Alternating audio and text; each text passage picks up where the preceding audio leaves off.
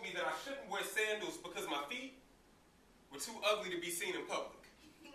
Now, this shocked me, so I paused, and I thought for a second. Agreed with it that my feet were ugly. About as ugly as the ass of the ugliest dog that you could find at the Eukanuba Tournament of Champions or Animal Planet. Ugly because I was so addicted to kicking rocks that were thrown at me and Miss, so I said, sorry, miss, for I no longer have a problem with my feet. No longer are they one of my many insecurities.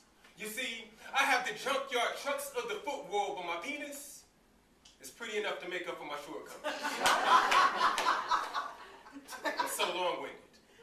Do you remember at the beginning of all this when I mentioned comfort? Well, her statement shocked me, so I shocked her and shot her. Comfort straight to hell, and well, that made me smile at the same time, so now it's shaping up to be a pretty good day for me.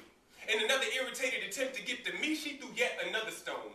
Said that she didn't, and nor that she wanted to know if my penis was pretty. But she could clearly see that my feet had traveled across hot coals on more than 100 occasions. I responded by saying that to her, I never extended an offer to see my symbol of masculinity. I merely made a statement. Now it was at that point that I had to get her. I had to explain to her that I love my feet because they dawned the evidence of a man who wore steel-toed boots in a steel mill and then at GM for 5 years, 5 to 6 days a week to pay his way through school, and bunions from years of martial arts training because it was understood destruction was a necessity.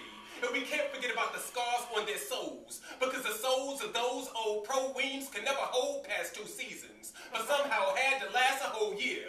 Now, do you have any idea what it feels like to try to control your growth spurts as if you were a sunflower that had been potted in someone's living room? Now, I redefine self-control, and I know that this must sound crazy, but sometimes it just made more sense to let my feet do all of the talking. Because today, my feet are 9.5 inches to fit this 6'3" frame. Just a little bit off because I understood as a kid that my mother couldn't afford for my feet to grow any further. But most important, my feet still hurt from walking home from New York City when I lived in Detroit, Michigan.